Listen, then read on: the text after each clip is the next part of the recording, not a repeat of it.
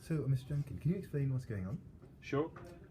We have put together a couple of projects around controlling motorised garage doors. I wanted to see if I could get the garage door at home to be connected to the internet so that I could control it from my mobile app or integrate it with other services. We have a project called Sesame, and the code for it is on our GitHub Creator Dev organisation, and we've put some boards together to try and demonstrate it to the rest of our team and also to help us refine some of the components of it. So over on this board I've got two discrete pieces of work going on. First of all, I've got a garage door simulator, if you like. Rather than working on a real garage door all the time, we have used a CD-ROM drive which implements the same mechanic of having a motor to open and close a door and limit switches for when the door is fully open and fully closed.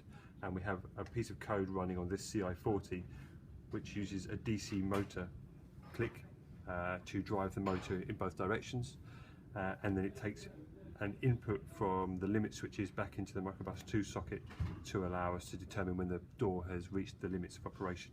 So if you push the move button, the drawer opens and the drawer closes, and you can see the code running on the device that when you press the button it starts to move, waits for a limit switch to trigger, and then finishes. So that's our simulator, the basic part of it. The more complex part of what we try to do is the Sesame controller. That's running up on this top board, and it uses, we have both a relay click and also an opto click interface board plugged in. Right now only the relay board is being used. What the code on here is doing is making an object available using the ARA embedded client to allow us to control the behavior of this relay through the Creator device server. The relay is, the application for the relay just effectively shorts these two lines, which is the signal that the simulator needs to know to move the door. And we have a web app sitting next to the Creator device server. We've used the Node.js library that we have to consume the REST API, and we've written a web app that sits up in on the internet and makes available some APIs so that we can call that in various ways. I've got an Android app which simply passes an operate action to my web client, which in turn triggers the appropriate action on the CI40 Sesame app and makes the door move.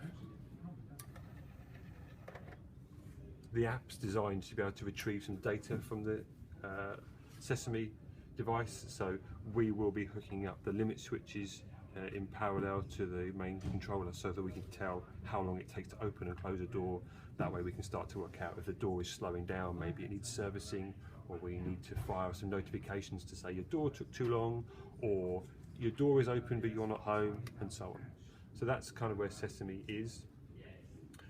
With that web app and the interfaces we've got available to call the open and close actions from our mobile app, we've also been able to integrate it with if this then that. So there's a whole raft of different triggers you can use. Not least is Alexa, trigger Sesame. Sending that to Ifat. So I can use the Amazon Echo Dot to control my door, which means that when I'm at home and I've got my garage door, I can now speak to it and have countless hours of fun going in and out of my garage without having to go and retrieve the keys. I just Can you have to demonstrate that one more time? Alexa, trigger Sesame. Sending that to Ifat. Isn't she lovely? Great, thank you very much, Mr. Duncan. Pleasure. Thank you very much for watching this video and using the Creator Ci40 IoT Kit. Don't forget to subscribe to us on YouTube, follow us on LinkedIn, or for more information on how you too can build your own scalable, secure IoT solutions, get in touch with us via creatordev.io. Thank you very much.